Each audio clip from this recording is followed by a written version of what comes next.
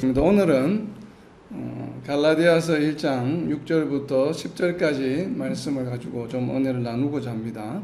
이 모든 서신서가 그렇지만 서신서의 본문의 처음 시작은 주로 그 서신서를 쓰게 된 이유에 대해서 이렇게 이제 간략하게 그 주제를 먼저 이렇게 어떻게 보면 좀 집약을 해서 요약을 해서 서신서를 쓰는 목적을 좀 먼저 이렇게 그 글로서 표현하는 경향들이 있습니다. 그래서 오늘 저희들이 나누고자 하는 갈라디아서 1장 6절부터 10절까지도 보면 이 갈라디아서를 쓰는 이유에 대해서 좀 집중적으로 좀 짧게 이렇게 요약해서 갈라디아서 어떻게 보면 갈라디아서 전체의 그 주제에 대한 어떻게 보면 요약이라고도 볼 수 있겠죠. 그래서 우선 6절 말씀을 보면 그리스도의 은혜로 너희를 부르신 이를 이같이 속히 떠나 다른 복음을 따르는 것을 내가 이상하게 여기노라 라고 이야기를 합니다. 지난번에 나눈 것처럼 갈라디아서의 특성 중에 하나가 바로 성도들을 칭찬하거나 또 감사하는, 그들에 대해서 또 감사의 기도를 하는 이러한 부분이 생략되고 바로 지금 본문으로 들어왔죠. 그래서 이 본문 말씀을 보면 이 문장의 어떻게 키워드를 보면 이상하게 여긴다라고 하는 단어인데, 이 이상하게 여긴다라고 하는 단어는 헬라어 원어가 원래 타우마쪼라고 해서 이 깜짝 굉장히 놀라는 것을 말합니다. 그러니까 우리 지금 한글 표현에는 이상하게 여긴다고 되어 있는데, 참 우리가 이런 거죠. 이야기하다 보면 정말 참 놀랍다 이런 얘기를 하잖아요. 그래서 이게 뭐 우리를 무언가를 깜짝 놀라게 해서 놀라운 것이 아니라 정말 일어나서는 안 되는 일이 일어났기 때문에 정말 참 놀랍다라고 하는 그런 표현이에요. 그런 의미에서 아마 한글로서는 번역이 이상하다라고 이렇게 번역을 한 것 같아요. 그래서 영어 성경에 보면 그 표현이 좀 잘 나타나 있습니다. 비교적 이제 NIV 성경에 보면 I am astonished 이렇게 표현이 되어 있죠. astonish 하는 것이 보면 조금 이렇게 놀라는 건데 surprise하고는 좀 그 뉘앙스가 좀 많이 다르죠. astonish라고 하는 단어는. 그래서 이렇게 정말 일어나서는 안 될 일이 일어났구나라고 하는 것이에요. 그래서 이 놀랍다라고 하는 이 표현은 당시에 헬라 시대 때 그 서신서에 자주 쓰던 그 관용적인 표현입니다. 그러니까 편지를 쓸 때 상대방에게 어떤 좀 내가 불편한 것을 나타낼 때, 그리고 좀 예상하지 못했던 일이 일어났을 때 편지로 쓸 때에 어떻게 보면 좀 그 편지들 중에 좀 항의하는, 컴플레인하는 그런 편지를 쓸 때 우리가 비즈니스 레터를 쓸 때 보면 좀 관용적인 표현들이 있습니다. 어떤 그 상대방 회사에게 어떤 그 의사를 전달할 때 쓰는 관용적인 표현들이 좀 있는데, 그처럼 헬라 시대 때 어떤 나의 좀 불편한 마음, 좀 일어나서는 안 돼요. 좀 책망하거나 조금 이렇게 챌린징하는 그런 표현을 쓸 때 자주 사용되는 관용적인 표현이에요. 그래서 이 표현을 어떻게 보면 갈라디아서의 본문에 해당하는 것에 가장 첫 문장으로 사용했다는 것을 볼 때에 이 갈라디아서는 어떻게 보면 좀 직접적으로 이 편지를 받는 성도들에게 상당히 좀 책망이나 어떻게 하면 조금 그런 좀 이 좋은 감정이 아닌 좀 놀라는 그런 좀 언짢은 좀 불편한 감정을 드러내는 편지의 내용이다라고 하는 것을 우리가 좀 짐작해 볼 수 있습니다. 이 불편한 내용이 무언가 하면 이 문장 중에 나타나 있는 것 중에 속히라는 표현이 있죠. 속히라는 표현. 너무나도 빠르게 바울 사도가 복음을 전하고 나서 돌아왔는데 너무나도 짧은 시간에 이렇게 빨리 복음의 진리가 훼손될 수 있을까라고 하는 것에 대한 불편함이에요. 그래서 이제 놀랍다라고 하는 표현을 쓰고 있는 것입니다. 바울이 속히라고 하는 표현은 그것으로부터 이제 좀 우리가 미루어 짐작할 수 있는 것은, 이것이 우리가 이제 갈라디아서 첫 번째 시간에 갈라디아서의 그 연대기, 기록된 연대기를 추정하는 여러 가지 이제 내용들을 살펴보았는데, 그것을 짐작해 볼 수 있는 것 중에 하나이기도 합니다. 왜냐하면 유일하게 바울 사도가 3번에 걸쳐서 선교 여행을 하면서 상당히 그 선교 여행 사이에 오랜 기간 동안 1년 이상을 이 텀을 좀 기간을 두었던 때가 바로 1차 선교 이후입니다. 그리고 1차 선교 이후에 2차 선교를 갈 때까지 그래서 상당히 긴 시간을 이제 텀을 두었는데, 선교를 다녀온 이후에 한 곳에 머무르고 있는 동안에 그 소식을 듣기도 했기 때문에 상당히 속히 빠르게 너희가 복음을 떠났다라고 하는 표현을 쓰고 있지 않은가, 좀 이렇게 한번 짐작을 해봅니다. 그리고 이 표현 중에 또 떠났다라고 하는 표현 좀 저희가 유념을 해야 되는데, 이 떠났다라고 하는 표현은 우리가 그냥 집을 떠난다든지 아니면 무언가를 어디서 떠난다라고 하는 그런 표현하고는 조금 차이가 있습니다. 뉘앙스가. 이 떠났다라고 하는 그 헬라어 언어 단어가 무엇을 어떻게 표현되어 있냐 하면 메타티세스테라고 하는 이제 헬라어 단어인데, 이 단어의 원형은 뭐냐 하면 메타티셈이라고 하는 단어예요. 메타티셈이라고 하는 단어는 오늘날 우리말로 하면 장기 이식 수술하는 것과 같은 겁니다. 그래서 완전히 이식하는 걸 말하는 거예요. 그러니까 영어로는 트랜스포즈라고 이야기를 하는데, 그러니까 어딘가에 있는 것이 완전히 그 원래 속해 있던 것으로부터 완전히 떨어져 나와서 다른 것에 속하게 되는 것을 말합니다. 그래서 이것은 이제 떠났다라고 하는 표현이에요. 우리가 보통 이제 일상적으로 사용한 떠나다, 집을 떠나다라고 하는 것은 공간적인 의미죠. 그래서 집으로부터 벗어난다라고 하는 의미지만, 이 트랜스포즈라고 하는 바로 메타티셈이라고 하는 것은 완전히 그 성질 자체가 변화되는 것을 말하는 것이에요. 그래서 어떻게 보면 이제 이식되었다라고 이제 표현하는 것이 어떻게 보면 좀 더 정확한 해석이 아닐까 싶습니다.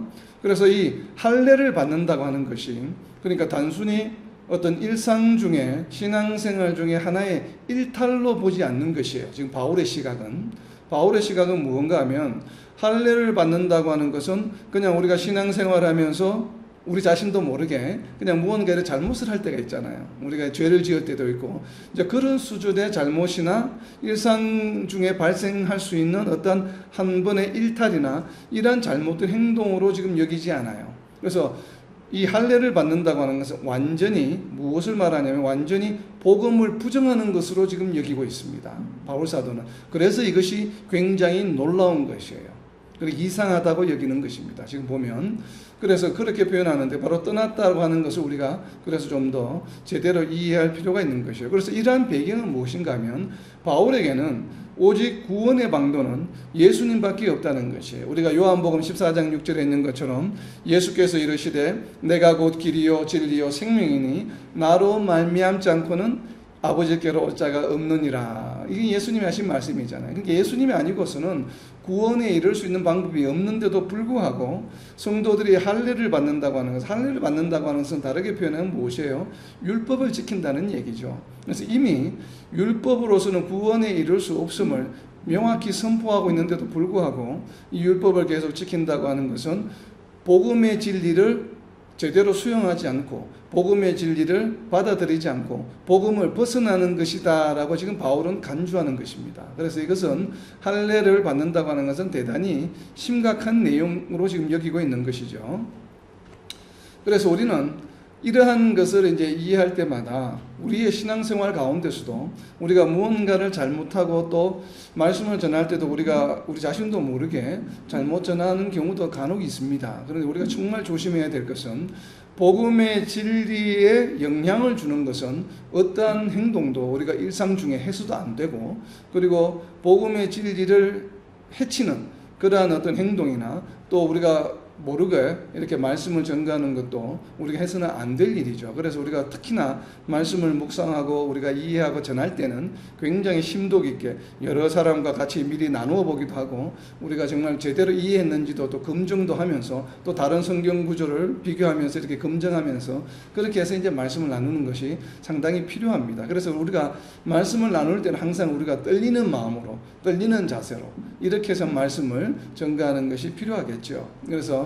그리고 또 이 6절 말씀을 보면 이 바울 사도가 지금 굉장히 감정적으로 어떻게 보면 좀 불편함을 드러내는 표현이긴 한데, 어떻게 보면 이 불편함이 갈라디아 성도들에게 직접적으로 불편한 마음도 아마 있을 수 있겠지만, 그런 마음보다는 그렇게 잘못된 복음을 전가하는 자들에 대한 불편한 마음이 아마 더 큰 것으로 여겨집니다. 이 표현을 보면. 그리고 이제 7절에 가면 7절 말씀입니다. 다른 복음은 없나니 다만 어떤 사람들이 너희를 교란하여 그리스도의 복음을 변하게 하려 함이라라고 이제 말씀하고 있는데, 이제 6절에 이어서 다른 복음이다라고 하는 키워드가 있습니다. 다른 복음은 어떤 복음을 말할까요?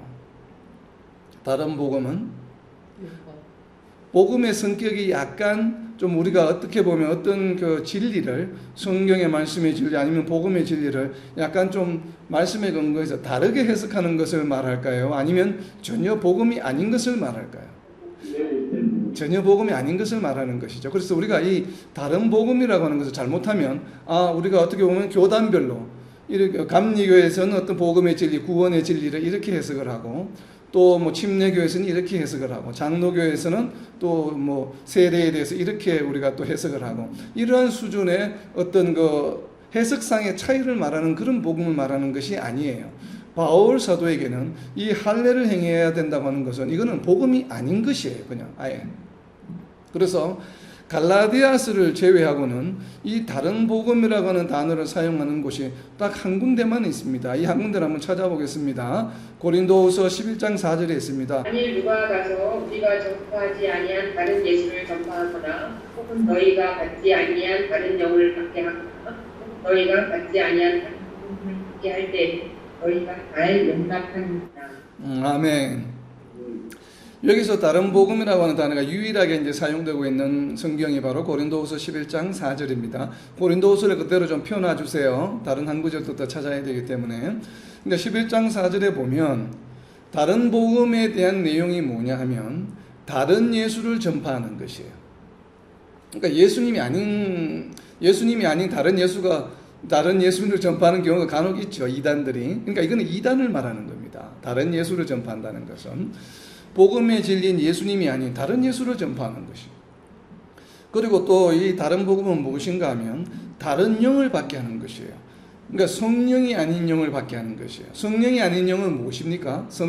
성령을 다르게 표현하면 그 성령의 의미가 뭐예요? 거룩한 영을 말하죠. 그러니까 하나님의 영, 거룩한 영. 하나님의 영이 아닌 다른 영은 뭐예요? 귀신이죠, 귀신. 귀신과 사탄이죠. 하나님의 영이 아닌 다른 악령은. 그러니까 결국은 사탄의 영을 받게 하는 것이라는 것이에요. 다른 복음. 그러니까 바울에게 있어서 다른 복음이라고 하는 것은 무엇인가 하면 예수님이 아닌 자를 전파하는 것이요. 그리고 성령, 하나님의 영이 아닌 귀신, 악령, 그리고 사탄의 영을 받게 하는 것을 다른 복음이라고 바울 사도는 정의하고 있습니다. 고린도후서를 우리가 11장 4절을 보면 동일한 개념으로 이 갈라디아에서 다른 복음이라고 이야기하는 것은 바로 무엇인가 하면 복음이 아닌 것이에요. 그리고 이것은 이단이기도 하고, 그리고 이것은 악한 영이에요. 지금 할례를 받는다고 하는 것은 바로 이제 어떻게 보면 이단적인 행위라고 하는 것이죠. 그리고 이건 악한 영의 휘둘림을 받는 것이라고 지금 생각하는 것입니다. 물론 우리가 율법이 초등교사의 역할을 했죠. 예수님이 오시기 전까지는. 그리고 우리가 개인적으로도 우리가 예수님을 믿고 복음을 받아들일 때까지는 분명히 율법 그 자체가 초등교사의 역할을 하는 것으로 우리는 이해하고 있습니다. 그죠? 우리가 보면. 그러나 이미 예수님이 오신 이후에는 우리가 그런 율법적인 행동을 통해서 구원을 받을 수 있다. 아니면 구원을 받기 위해서는 율법에 관한 것을 지켜야만 한다고 이렇게 전하는 것은 분명히 이단적인 요소요.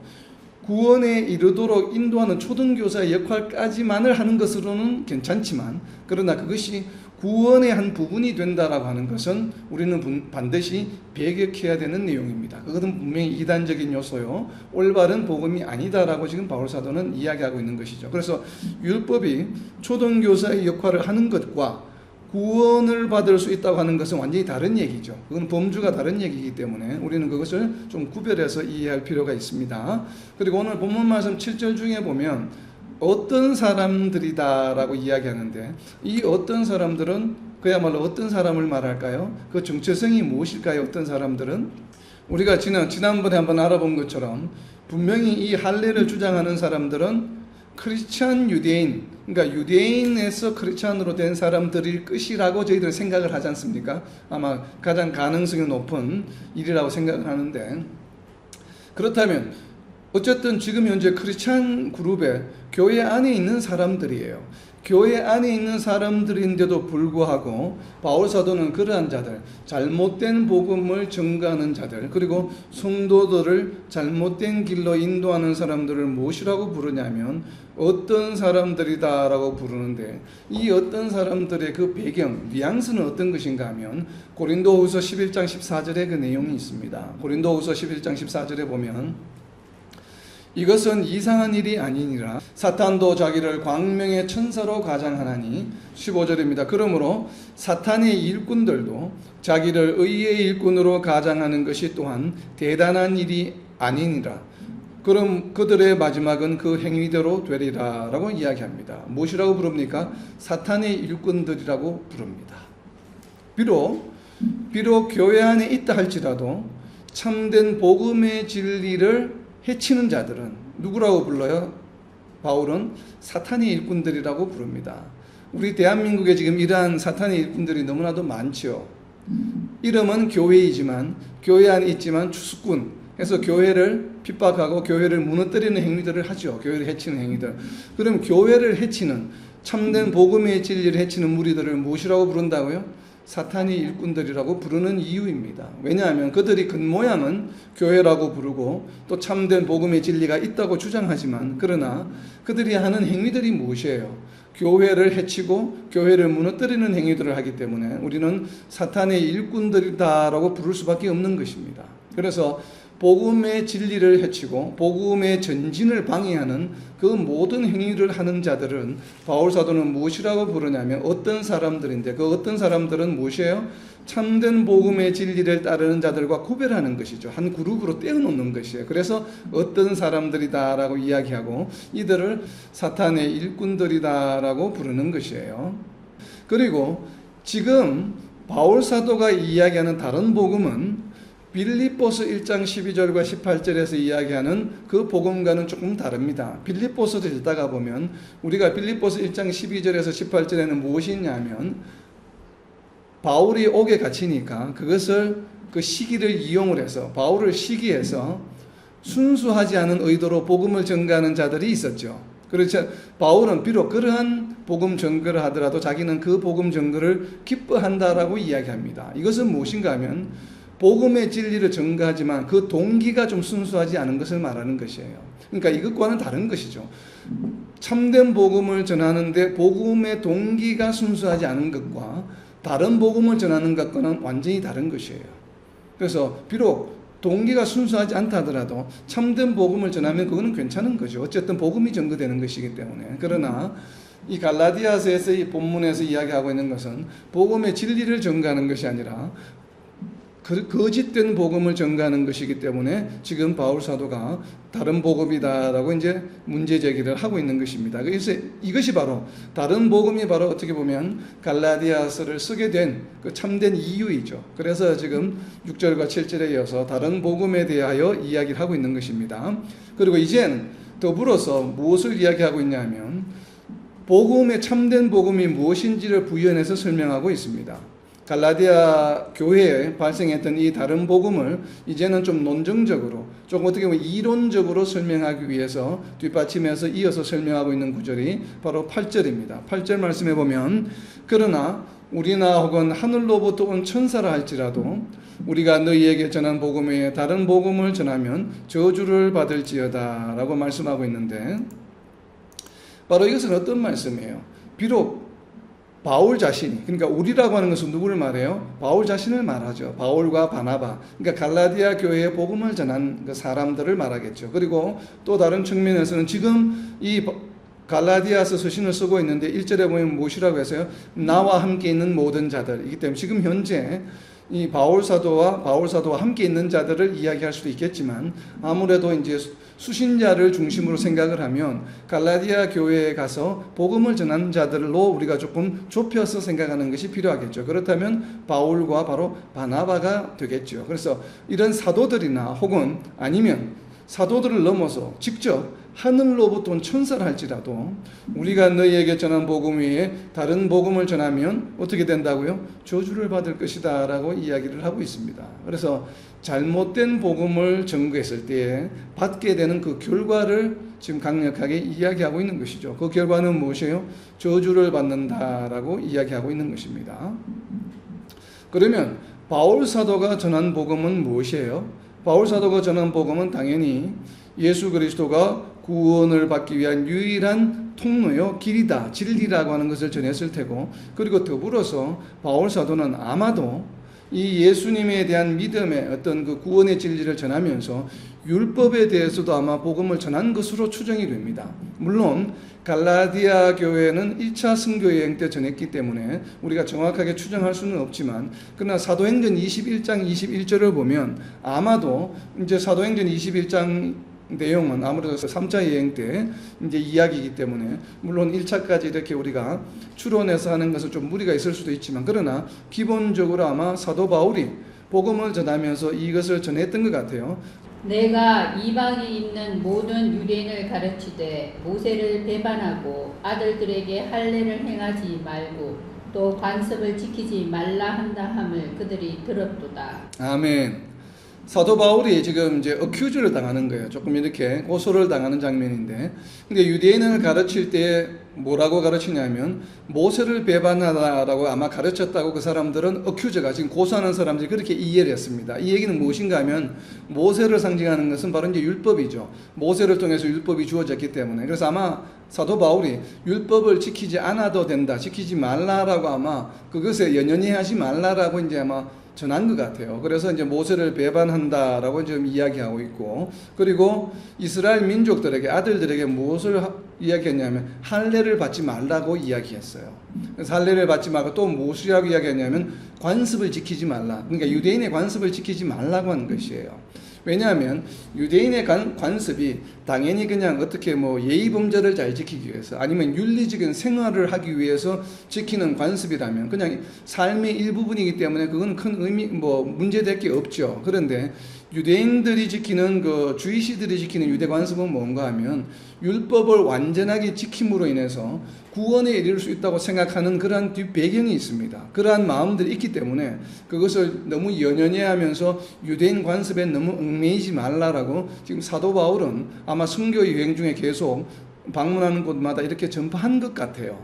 그렇기 때문에 이제는 지금부터는 구원의 방법이 바뀌었다. 율법은 초등교사의 역할을 하는 것이고 이제 구원은 그 율법을 완전히 완성하신 율법의 마침이 되신 예수님이 오셨기 때문에 이제는 오직 예수님만을 믿음으로 우리는 하나님 나라의 백성들이 될 수 있고 또 예수님을 믿는 믿음으로 살아가는 것이 의인의 삶이다라고 지금 복음을 전하는 것이에요. 그러니까 구원에 이르는 방법이 또 구원을 얻은 성도로서 성화의 삶을 살아가는 방법이 무엇으로 살아가요? 의인은 믿음으로 살아간다라고 하는 것을 이제 참된 복음이다라고, 이것이 바로 이제 바울 사도가 전한 복음이에요. 그래서 이 복음 이외에 다른 것을 전하는 것은 설사 내가 만약에 실수로 그런 복음을 내가 다르게 복음을 전한다고 한다면 나도 저주를 받는다. 그리고 바나바도 저주를 받는다. 그리고 천사를 할지라도 바로 이 복음을 벗어난 다른 복음을 전하게 되면 저주를 받는다 라는 것을 지금 강조하는 것입니다. 그렇다면 이 얘기는 무슨 얘기예요? 다르게 표현하면 복음을 누가 전하느냐에 전하는 사람이 중요한 것이 아니라 무엇이 중요한 것이에요? 복음의 내용이 중요한 것이죠. 그러니까 우리가 말씀을 묵상할 때도 마찬가지입니다. 우리가 좀 유명하신 분, 어떠신 분, 누가 이렇게 아니면 어떤 오랫동안 이제 목회 활동을 하신 분, 이런 분들의 말씀을 전하는 것을 우리가 듣는 것도 물론 중요하지만 그 말씀을 들을 때마다 우리는 항상 어떻게 해야 된다고요? 베레아 교인들처럼 그 말씀이 정말 참 복음의 진리, 기록된 로고스 말씀에 부합한지 우리는 항상 말씀에 비추어서 우리는 확인을 해봐야 합니다. 이것이 참된 성도들의 자세예요. 그래서 우리가 성도들도 말씀을 우리가 이해하고 내가 또 깨달은 복음의 진리가 있잖아요. 은혜 받은 것을 또 이웃이나 형제들이나 우리 자녀들에게 나눌 때도 항상 하나님 말씀에 비추어서 이것이 정말 하나님 말씀에 부합하는 것인가, 혹시나 하나님의 말씀의 범위에 벗어나지 않는가 하는 것을 우리가 항상 유념해야 됩니다. 그래서 우리는 누가 말씀을 전하는가 보다는 복음의 그 전해지는 말씀의 내용이 정말 하나님의 말씀에 부합하는가에 조금 더 초점을 맞출 필요가 있습니다. 이것이 왜 중요한가 하면 하나님께서는 누군가 사람을 인도할 때 잘못된 길로 인도하는 것에 대해서 굉장히 엄중하게 사실은 심판하십니다. 물론 이게 구원의 진리와는 상관이 없는 것이지만 좀 비유로 우리가 구원의 복음의 진리를 알지 못하는 자들을 맹인이라고 우리가 생각하는, 이제 장님이라고, 구원에 대한 장님이라고 이제 우리가 만약에 생각을 한다라고 한다면 그 말씀을 볼 수 있는 구절이 신명기에 있습니다. 신명기 27장 18절에 보면 어떤 말씀이 있냐면 신명기 27장 18절입니다. 맹인에게 길을 잃게 하는 자는 저주를 받을 것이라 할 것이요 모든 백성은 아멘 할지니라. 심지어 육신적으로 앞을 보지 못하는 사람들을 인도할 때에 잘못된 길로 인도하게 되면 저주를 받는다고 말씀하십니다. 굉장히 심한 벌이에요. 사실은 이것은 무엇인가 하면 물론 육신적으로 의도치 않게 그 사람이 원하는 길로 가게 하지 않고 잘못된 길로 다른 길로 인도하는 것, 어떻게 보면 좀 골탕을 먹이는 것이죠. 그러니까 이것을 우리는 그냥 쉽게 장난이나 아니면 그냥 단순히 심통 맞게 이렇게 하는 일로 생각할 수 있지만 하나님께서는 이러한 잘못을 보실 때 특히 맹인을 잘못된 길로 해서 길을 잃게 만들 때는 이것을 저주하신다고 하시는 것이죠. 이건 대단한 것입니다. 근데 육신의 앞 못 봄으로 인해서 잘못된 길로 인도하는 자도 저주로 심판하시는 하나님께서 영적으로 잘못된 길로 인도할 때는 어떻게 하시겠습니까? 당연히 저주하시겠죠. 이것은 불을 보듯 너무나도 당연한 얘기겠죠. 그렇기 때문에 우리가 성도들을 아니면 사람들을 잘못된 길로 인도하는 것, 잘못된 구원의 길로 인도하는 것은 하나님께서는 굉장히 엄중하게 보신다는 것을 우리는 좀 염두에 둘 필요가 있습니다. 이제 9절 말씀으로 넘어갑니다. 9절 말씀에 보면 우리가 전에 말하였거니와 내가 지금 다시 말하노니 만일 누구든지 너희가 받은 것 외에 다른 복음을 전하면 저주를 받을지어다. 이렇게 말씀하고 있는데 이 말씀에 있어서 이제 우리가 좀 이해를 하는데 좀 쉽지 않은 부분이 전에 말하였거니와 하는 것이에요. 그러면 언제 말한 것일까요? 전에 말한 것은 우리가 이러한 이제 대명사가 나올 때 정확하게 무언가를 표시하지 않은 단어가 나올 때 이것이 언제인지를 조금 호기심을 가지고 우리가 유념할 필요가 있습니다. 전에 말하였거니와 하는 것은 언제 말한 것을 말할까요? 그러니까 처음 갈라디아에 가서 복음을 전했을 때 한 말이겠죠. 이제 그걸 그렇게 이제 해석하시는 분들이 있고 첫 번째는, 그리고 두 번째는 8절 말씀입니다. 바로 전에. 왜냐하면 저주한다는 말이 바로 8절에 나왔죠. 근데 8절에 있는 말씀은 무슨 말이에요?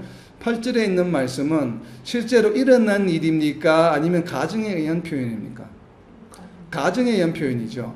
우리나 천사를 할지라도 그렇게 말하면 저주를 받는다. 그건 실제로 지금 일어난 일이 아니에요. 그죠? 그렇기 때문에 가정적으로 한 8절 말씀에 대해서 이제는 확정적으로 9절에서 다시 한번 확정적으로 말하는 것이에요.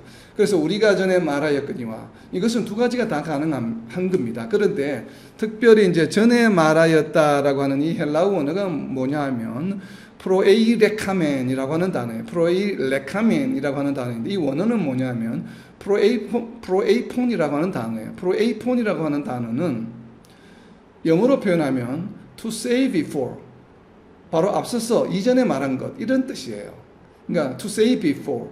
물론 이 before라고 하는 단어가 멀리 이야기할 수도 있죠. 오래전에 이야기한 것일 수도 있지만 그냥 뉘앙스 자체는 좀 전에 이야기한 것, 전에 말한 것, 이런 뜻이에요. 그러니까 전에 말한 것이라는 뜻이 좀 뉘앙스가 좀 강합니다. 뜻이 해석이. 그리고 조금 전에 이제 헬라어 원어를 말씀드릴 때 제가 원형을 말씀드렸지만 원형이 아니고 실제 이 문장에 사용된 프로에이레카멘이라고 하는 단어는 동사의 원형이 과거형이 아니고 현재 완료형이에요.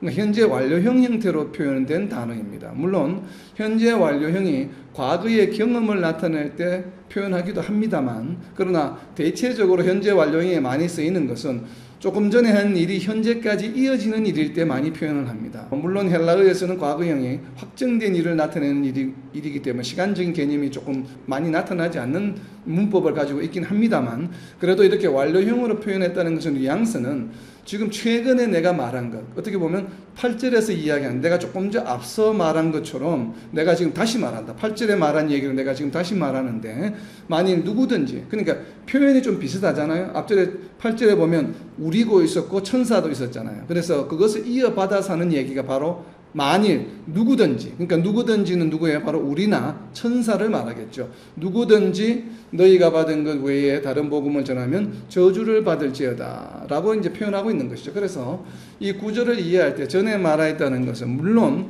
갈라디아를 방문했을 때도 이러한 비슷한 얘기를 한 것으로 추정이 됩니다. 그것을 전혀 배제할 수는 없지만, 그것도 포함해서 좀 더 우리가 이제 네로다운해서 이야기하면 8절에서 좀 전에 내가 이야기한 것처럼 누구든지 내가 전한 복음 위에 다른 복음을 전하면 저주를 받는다라고 이렇게 우리가 좀 이해하는 것이 바람직할 것 같아요. 그래서 우리는 일단은 전에 말한 것은 갈라디아 갔을 때 이야기한 것도 포함하지만 8절의 내용을 좀 더 한 번 더 강조한 것이라고 이렇게 이해를 해봅니다. 그리고 우리가 이렇게 다른 복음을 전하게 되면 저주를 받는 이유는 무엇일까요? 저주를 받는 이유는 예수님께서 바로 이 말씀을 하셨습니다. 예수님께서 이 말씀을 선포하셨기 때문에 저주를 받는 것은 분명합니다. 그 말씀은 어디에 나와 있냐면 마태복음 18장 6절입니다. 이것이 나를 지적이 작업자고 하나를 실족하게 하면 차라리 여자 백돌이 물고기 달려서 그 바다에 빠뜨려 죽는 것이 나옵니다. 아멘. 바로 예수님이 하신 말씀이에요. 누구든지 이 작은 자 중 하나, 이 작은 자는 누구를 말하면 바로 형제들을 말합니다. 성도들을, 그죠? 이 작은 자 중 하나를 실족하게 한다. 이 실족은 무엇이에요? 하나님으로부터 떠나게 하는 것을 말하죠. 그 사람이 그냥 단순하게 뭐 이렇게 심하지 않은 그냥 잘못을 한다든지 거짓말을 한다든지 실수를 한다든지 이런 것을 말하는 것이 아니에요. 이 작은 자들 중, 그러니까 지금 하나님의 백성들 중에 한 사람을 실족하게, 혹은 하나님의 백성들이 아니라 할지라도 그들로 하여금 구원을 받을 수 있는 기회를 못 가지게 하면, 그러니까 구원을 받지 못하게 하면, 실족하게 한다는 것은 하나님 나라의 백성이 되지 못하게 하는 것, 그리고 하나님의 백성이었는데 하나님의 백성으로부터 벗어나게 하는, 그것을 하게 되면 어떻게 한다고요? 그 사람에게 어떤 벌이 내려집니까? 차라리 그 벌이 얼마나 심한지, 차라리 연자맷돌을 메고 그냥 깊은 바다에 빠지는 것이 훨씬 낫다라고 누가 말씀하셨어요? 예수님이 말씀하셨어요. 사랑으로 충만하신, 사랑이신 예수님께서 성도들에게 이런 말씀을 선포하셨습니다. 우리는 정말 이것을 심각하게 받아들여야 합니다. 사랑이신 예수님이시지만, 사랑이 많으신 하나님이시지만 용서하지 않으시는 것이 무엇인가 하면, 성도들, 하나님의 백성을 하나님의 백성으로부터 벗어나게 하는 것은 절대 용서하시지 않으십니다. 우리는 정말 이것을 명심해야 됩니다. 그래서 정말 기존에 기성교회를 방해하고 회방하고 무너뜨리는 일이 얼마나 심각한 죄인지 알겠죠. 정말 이 기성교회를 무너뜨리려고 하고 예수님의 공동체, 하나님의 공동체를 회방하고 방해하는 역할을 하는 사람들, 그러한 모임들, 그룹들은 정말 이 말씀을 명심해야 합니다. 정말 이 말씀을 깨닫고 빨리 참 복음의 진리로 돌아와야 되겠죠. 어떤 주장을 하더라도 이 말씀의 심판으로부터 벗어날 수 없는 존재들입니다. 그래서 정말 우리가 기성교회들이, 그런 사람들이 우리 교회에 들어오게 되면 우리는 정말 환영해야 됩니다. 우리를 방해하러, 회방하러 들어오지만 정말 환영해서 이 복음의 진리의 말씀을 들려주어야 됩니다. 그래서 정말 참 복음의 진리로 올 수 있도록 우리가 인도하는 것이 필요하겠죠. 그래서 우리가 담을 쌓고 이렇게 분리를 하고 자꾸 이렇게 우리가 피하는 것이 능사가 아니라, 정말 이 사람들을 실족한 상태로 그냥, 왜냐하면 거기에 속해 있는 대부분의 사람들이 기성교인들이 너무나 많아요.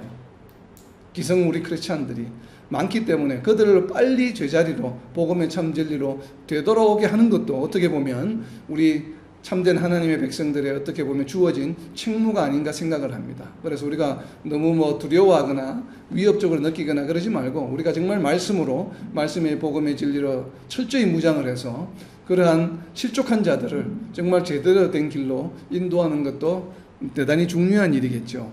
그래서 지금 바울 사도는 이렇게 잘못된 복음의 길로 인도하는 자들을 굉장히 엄중하게 저주를 받는다라고 표현을 하고 있는 바로 이유입니다. 자, 이제 10절입니다.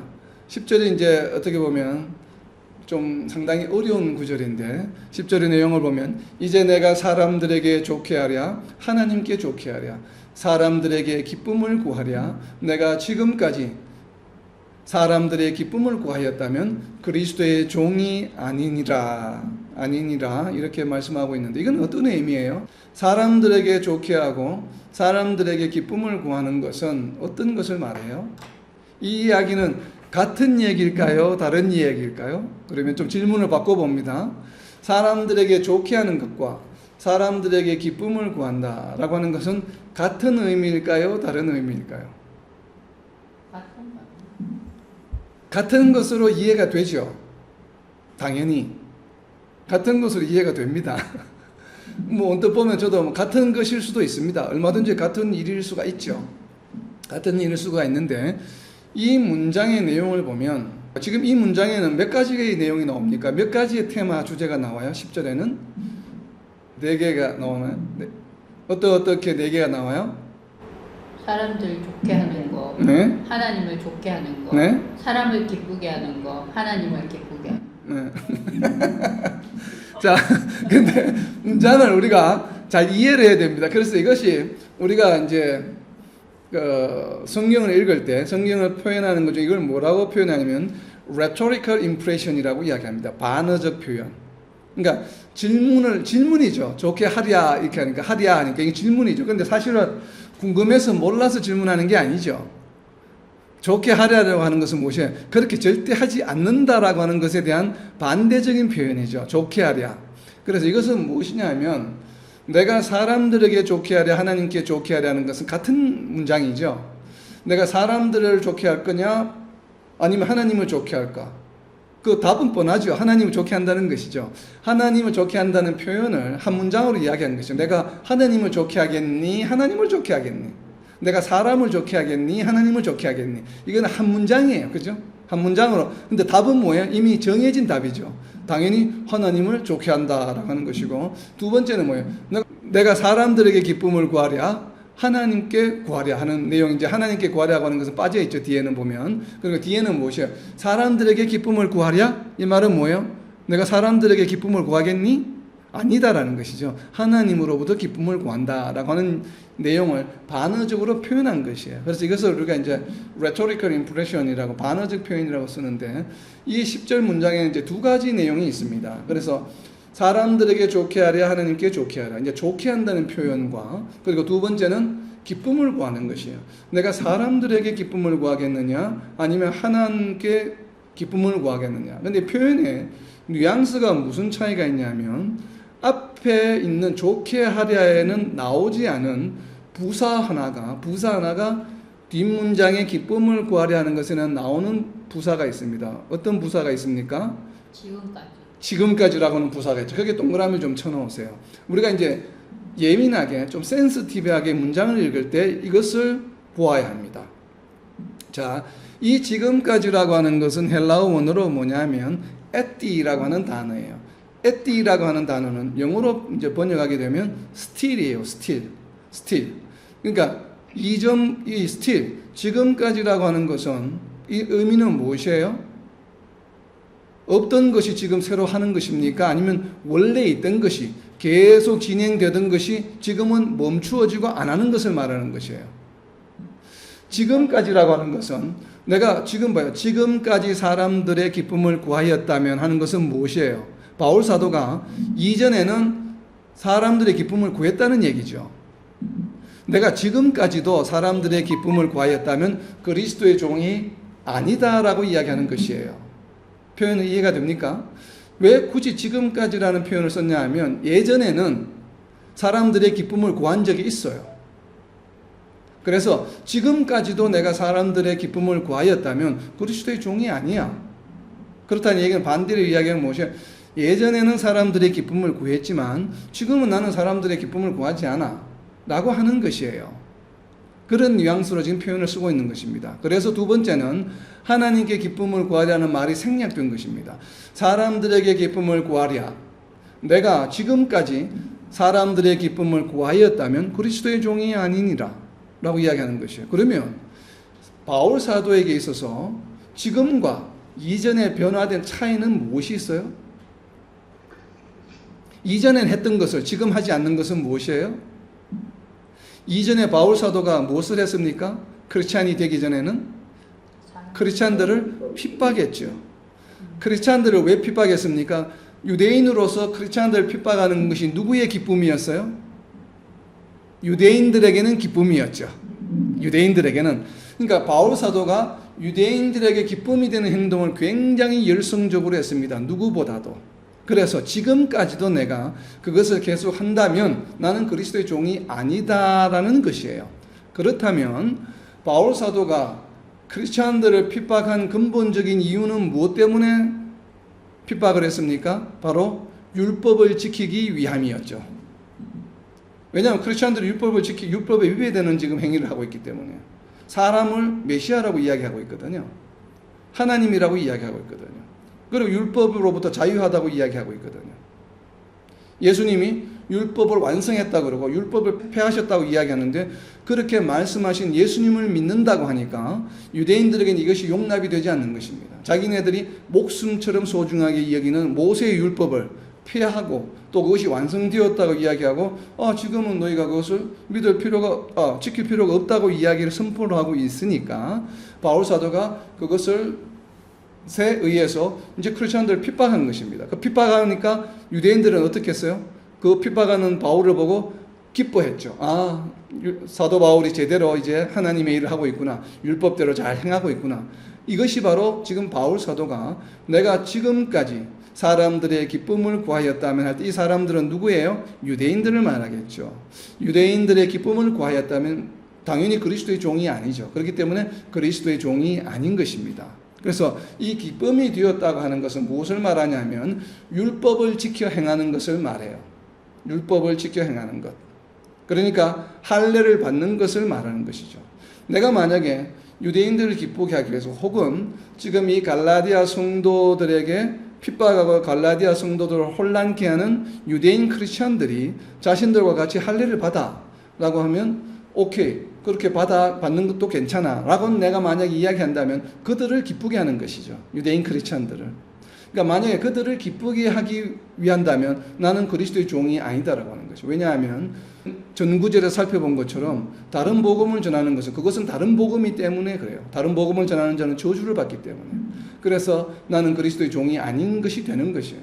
그렇기 때문에 지금까지 사람들의 기쁨을 구하였다면 그리스도의 종이 아니니라라고 하는 것에 우리는 좀 유념해 볼 필요가 있습니다. 우리가 성경을 해석할 때 이 부사 하나에 의해서 뜻이 완전히 달라지죠. 우리가 알았던 것처럼. 물론 우리가 이 말씀이 맞다라고 단정할 수는 없습니다. 그렇지만 이 지금까지라고 하는 헬라어 단어 에띠라고 하는 단어의 의미가 계속되는, 예전부터 지속되는 것으로부터 지금까지를 말하기 때문에 이 말씀을 우리가 잘 이해한다면, 원어를 이해한다면 우리는 예전에 행했던 일을 계속하는 것이라고 해석할 수밖에 없습니다. 그래서 새롭게 이야기하는 것이 아니라 바로 율법을 계속 내가 주장한다면 그리스도의 종이 아니다라고 하는 것이에요. 자, 그리고 이제 그렇다면 앞에 문장에 나와 있는 문장 구조는 조금 다르죠. 사람들에게 좋게 하랴, 하나님께 좋게 하랴. 이 좋게 한다는 것의 의미는 무엇인가 하면 이 좋게 한다는 단어의 지금 헬라어 원어는 뭐냐면 페이소라고 하는 단어예요. 페이소라고 하는 단어는 사람들에게 좋게 한다는 이런 의미보다는 페이소라고 하는 단어의 원래의 뉘앙스는 뭐냐 하면 어필하는 걸 말해요. 어필하는 것은 무엇이에요? 내가 뭔가를 탄원하는 것이죠. 내 얘기를 좀 들어다오. 내 얘기를 들어다오. 왜? 우리가 스포츠 경기에서 선수가 뭔가 이렇게 좀 부당하다고 생각하면 심판에게 뭘 합니까? 심판에게 어필하는 것이죠. 내 생각을 좀 이야기하는 것을 말하잖아. 내 주장을 들어달라라고 하는 것이 바로 이 페이소라고 하는 단어의 조금 그 뉘앙스에 참된 의미입니다. 이 얘기는 무엇인가 하면 상대방으로부터 내가 무엇을 고대하는 것이에요? 내가 말하는 것, 내가 주장하는 것을 인정받기 위한 것이죠. 그러니까 어프루브를 받는 걸 말해요. 그러니까 영어로 말하면 approve 받는다는 것을 말합니다. 그래서 NIV 영어 성경을 여러분 갖고 계시는 분 보시면 뭐라고 표현되어 있냐면 Am I now trying to win the approval of man? 이라고 되어 있습니다. 그래서 이제 영어 성경을 보면 이해하는 것이에요. 영어 성경은 뭐라고 되냐, 내가 to win, trying 한다는 것이죠. 시도한다. 내가 지금 노력하는데 무엇을 노력해요? to win, 얻기 위해서. 무엇을 얻기 위해서?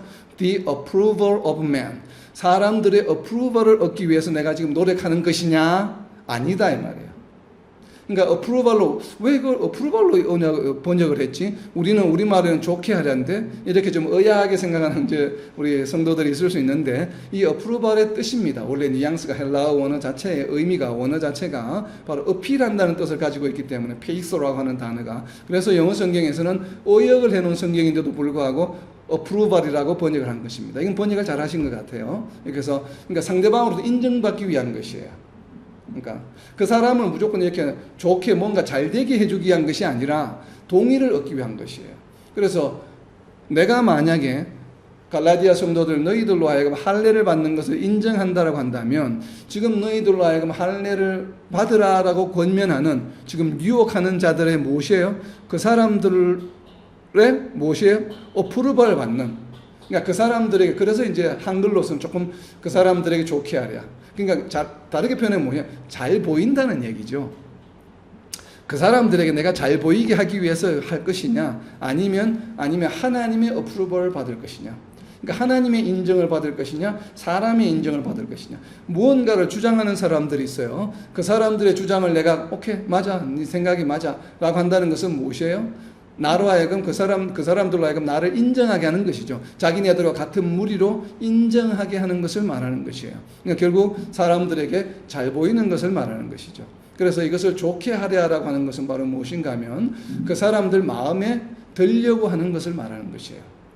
우리가 정말 사역을 할 때나 말씀을 전할 때도 우리는 정말 이것을 유념해야 합니다. 그러니까 바울 사도는 명확해요. 사람을 바라보지 않아요. 자기가 전하는 말씀에 대해서 그 사람들이 뭐 기분이 좋든 나쁘든 상관없이 누구의 어프로발이 중요해요? 하나님의 어프로발이 중요하다라고 하는 것을 선포하는 것입니다. 물론 우리는 성도들로 하여금 마음이 불편하고 또 많이 디프레스 되어 있고 낭망해 있는 성도들 또 고통받고 있는 성도들을 위로하고 그 사람들에게 용기를 북돋아주고 또 복음의 길로 잘 인도해주고 그리고 어렵고 힘든 자들에게 기쁨과 즐거움을 주기 위한 마음의 평안을 주기 위한 은혜로운 말씀을 분명히 선포해야 됩니다. 이것도 대단히 중요한 미션이요 대단히 중요한 역할이죠. 또 말씀이 가지고 있는 기본적인 궁극적인 목적이기도 하고 중요하지만 그렇다고 해서 말씀을 벗어나는 이야기, 말씀에 포함되어 있지 않는 얘기, 그냥 잘못을 하고 있는데도 불구하고 그 사람이 듣기 좋게 말씀을 선포하는 것은 우리는 분명히 배제하고 유념해야 된다는 것이에요. 단순히 성도들이 은혜롭게 되고 우리가 긍정적이 되게 되고 용기를 북돋아주고 듣기 좋은 말, 좋은 말씀을 전하는 것이 나쁜 것은 아니에요. 당연히 해야 되는 일이지만 그러나 왜곡되게 전하면서까지 그렇게 사람들의 어떠한 기분이나 이모션을 고려해서는 안 된다고 하는 것이에요.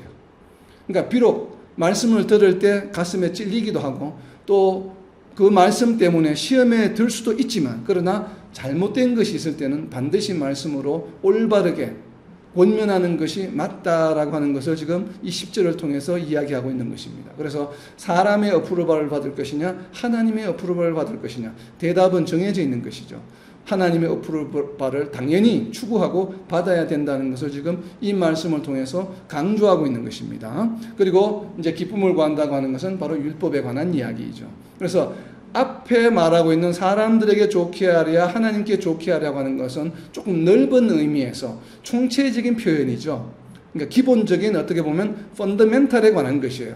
우리는 누구를 바라보아야 된다고요? 사람이 아니라 하나님을 바라보아야 돼. 이 말씀을 하는 것이고 이어서 두 번째 하는 말씀은 좀 더 내로우 다운한 구체적인 얘기예요. 우리가 율법을 이제 먼저 우선을 할 것이냐. 그러니까 사람을 지금까지 사람들의 기쁨을 구하였다면 하는 것처럼 내가 예전처럼 율법을 내가 강조한다면 그것은 잘못된 것이다. 아니다라고 지금 이야기하는 것이에요. 그래서 두 번째 파트는 조금 내로우 다운한 그리고 이제 할례의 좀 더 구체적인 바로 할례에 대한 이야기를 하고 있는 것이에요. 바로 앞 구절은 좀 총체적인 이야기고 두 번째 구절은 율법에 관한 할례에 관한 구체적인 이야기를 하고 있는 것입니다. 그렇다면 이제 결론에 해당하는 그리스도의 종이 아니니라고 하는 것은 그리스도의 종이 아닌 이유는 무엇이에요? 이렇게 내가 지금까지 해온 것처럼 사람들을 기쁘게 하면, 즉 율법을 주장하게 되면 그리스도의 종이 아니게 되는 이유는 무엇입니까? 율법을 주장하면 그리스도의 종이 아닌 이유는 무엇이에요? 그 이유는 로마서 10장 4절에 그 답이 있습니다. 그리스도는 모든 믿는 자에게 의를 이루기 위하여 율법의 마침이 되시느니라. 아멘. 율법을 주장하게 되면 그리스도의 종이 안 되는 이유가 뭐냐 하면 그리스도께서 누구시기 때문에요? 율법의 마침이시기 때문에 그래요. 근데 율법의 마침이, 율법의 완성이 되신 분이 그리스도이신데, 지금 내가 만약에 율법을 계속 주장한다라고 하면 무엇이에요? 그리스도를 부정하는 것이 되는 것이에요. 그래서 율법을 주장하는 것이 단순히 그냥 우리가 유대인들이 나는 지금까지 조상대대로 지켜오던 율법이기 때문에 율법은 나는 계속 지켜야 돼. 그래서 율법을 그래서 지키는 것일 뿐이야. 그렇지만 나는 예수 그리스도를 부정하는 것은 아니야. 메시아로 인정하지는 않지만 그래도 선지자로 생각해. 그렇지만 우리는 율법을 계속 지키면서 행하는 것이 하나님의 백성으로서 해야 될 일이라고 생각해. 이렇게 대부분의 유대인들은 생각을 합니다. 지금 유대인들은. 그러나 그것이 용납될 수 있는 일이에요? 아니에요? 용납될 수 있는 일이 아니에요. 왜냐하면 그리스도께서 율법의 마침이 되셨기 때문에 예수 그리스도를 믿는다라고 하는 것은 이제는 더 이상 율법에 얽매이는 것이 아니에요. 그래서 율법으로부터 완전히 벗어나야 합니다. 그리고 그 이유를 또다시 로마서 8장 15절에 무엇이라고 표현하고 있냐면, 너희는 다시 무서워하는 종의 영을 받지 아니하고 양자의 영을 받았으므로 우리가 아빠 아버지라고 부르짖느니라. 그러니까 예수 그리스도의 믿음으로 우리는 영을 받았어요. 무슨 영을 받았습니까? 하나님의 영, 예수님의 영인 성령을 받았습니다. 이 성령은 종의 영이 아니에요. 율법의 종이 되는 영이 아니에요. 우리의 소유가, 우리의 아이덴티티가 완전히 바뀌었어요. 우리는 이제 율법에 얽매이는 종의 영을 가진 자가 아니라 하나님의 영을 받은 자이기 때문에, 만약에 하나님의 영을 받은 자로서 여전히 율법을 주장한다면 그리스도의 종이 아닌 것이에요. 그래서 그리스도의 종과 율법은 공존할 수 없는 관계입니다. 그래서 이것을 양쪽을 다 병존해서 수용할 수 있는 것이 아니에요. 그래서 그리스도의 종이 아니라고 하는 이유는 바로 율법의 마침이 되셨고 율법의 완성이 되셨기 때문에 율법과 더 이상 공존하실 수 없는 관계에 있는 분이 예수 그리스도세요. 이 메시아다 이 말이에요. 그래서 이 말씀을 갈라디아서 5장 1절에서 요약해서 설명하고 있습니다.